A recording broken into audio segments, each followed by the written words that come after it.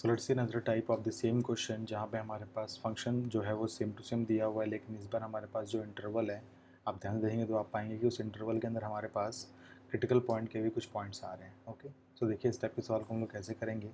सबसे पहले आपको फाइंड करना है एफ डैश एक्स, जो आप निकालते हुए आ रहे हैं। तो आपको पता है एफ डैश एक्स जो आपके पास आएगा वो आएगा माइनस का 2 एंड देन 3 प्लस में 2x। ओके, एंड देन आपको पुट करना है एफ डैश एक्स को इक्वल्स टू 0।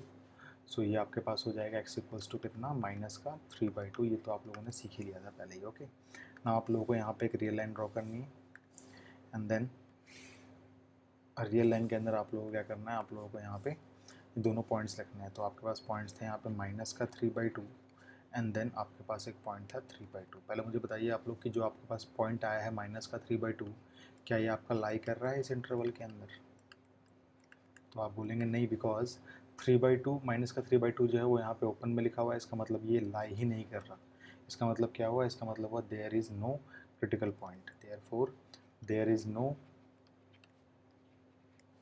x which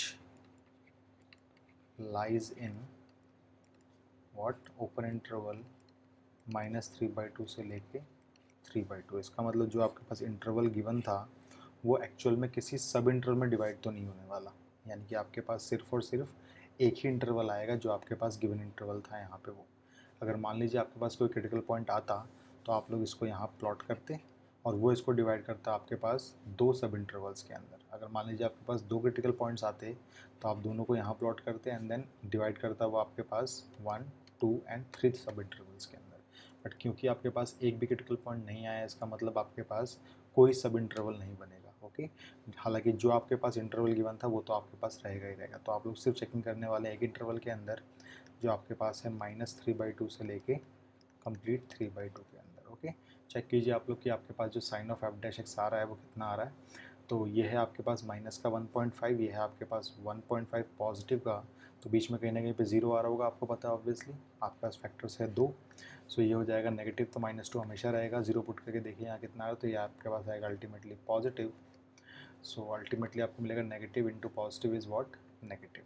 और नेगेटिव का मतलब आपका फंक्शन यहाँ कहलाएगा कि ये डिक्रीजिंग है। ओके, ना अगर मैं बात करता हूँ यहाँ पे कि स्ट्रिक्टली डिक्रीजिंग, देखिए इंक्रीजिंग तो कहीं पे नहीं होगा बिकॉज ये फंक्शन आप लोगों का एक ही इंटरवल यहाँ पे आ रहा है और ये डिक्रीजिंग होगा। तो यहाँ पे आप लोग क्या नहीं सोचेंगे, आप लोग यहाँ पे इंक्रीजिंग वाला केस आप लोगों का नहीं डिस्कस होगा और स्ट्रिक्टली इंक्रीजिंग वाला केस भी आप लोगों का डिस्कस नहीं होगा यहाँ पे।